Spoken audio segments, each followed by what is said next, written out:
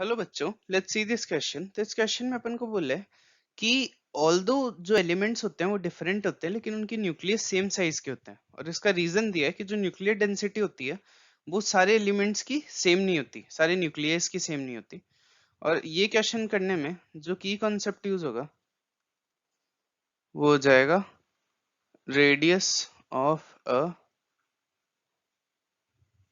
Radius of a ये spelling मैंने गलत लिख दी यार को। इसमें की कॉन्सेप्ट जो यूज होगा वो हो जाएगा अपने पास रेडियस ऑफ अ न्यूक्लियस।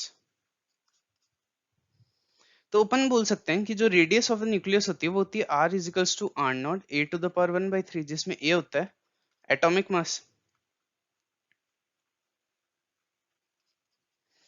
तो अपन को इसने बोला है कि जो न्यूक्लियस है उन सब की सेम साइज होती है, लेकिन अपन देख सकते हैं कि न्यूक्लियस की जो रेडियस है वो डिपेंड करती है एटॉमिक मास पे। तो डिफरेंट एलिमेंट्स का एटॉमिक मास डिफरेंट होता है, तो उनकी रेडियस भी डिफरेंट होगी, तो उनकी साइज भी डिफरेंट होगी।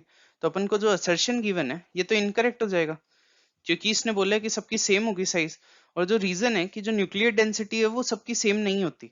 अगर अपन सॉल्व करें न्यूक्लियर डेंसिटी के लिए तो अपन डेंसिटी को बोल सकते हैं मास अपॉन वॉल्यूम।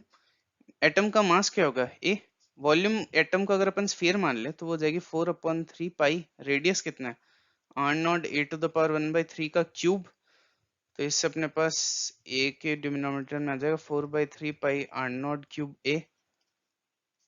तो ये तो मोस्टली कांस्टेंट है, बचा हुआ पार्ट तो ये आ जाएगा 3/4 पाई आर नॉट क्यूब। ये कांस्टेंट, ये कांस्टेंट, ये कांस्टेंट, ये कांस्टेंट। तो अपनी जो डेंसिटी है वो कांस्टेंट आ रही है सबके लिए, मतलब अपनी जो डेंसिटी है वो सबके लिए सेम होगी। सारे न्यूक्लियस के लिए, मतलब सब न्यूक्लियस की जो न्यूक्लियर डेंसिटी है वो सेम होगी। तो रीजन भी इनकरेक्ट है, तो इसका करेक्ट आंसर हो जाएगा डी कि दोनों इनकरेक्ट है। तो 4। So the final answer is 4। Hope you understand it well. Best of luck.